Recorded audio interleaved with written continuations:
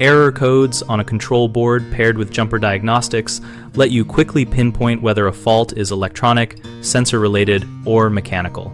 Start by reading the exact error code and note the code pattern and any blinking or steady indicator behavior.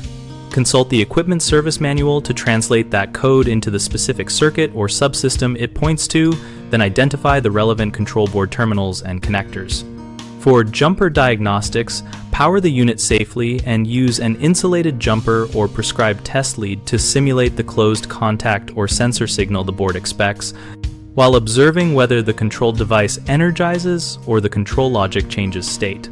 Use a multimeter to verify supply voltages to the board and measure continuity on suspect wiring before and after the jumper step so you do not chase intermittent harness faults. If the jumper makes the function operate, focus on the field wiring, sensors, or mechanical interface that the jumper bypassed and replace or repair that component. If the jumper does not change behavior, the fault is likely on the control board or in its firmware, so document the full set of observed codes, jumper responses, and measured voltages for the next repair step or replacement. 3 common pitfalls are misreading a code or ignoring the full code sequence, relying on a single jumper test without confirming supply and ground integrity, and assuming a non-responsive function means a bad board.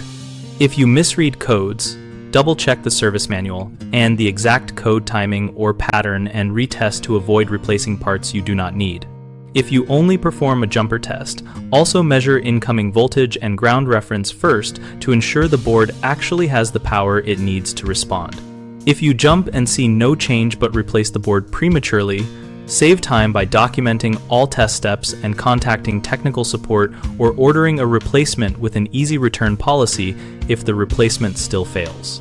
BigHomeProjects.com helps homeowners find local contractors based on project type and location, and it helps contractors find work by listing their services and project needs. We also host a discussion community where users and professionals share test tips, error code references, and real-world jumper diagnostic experiences.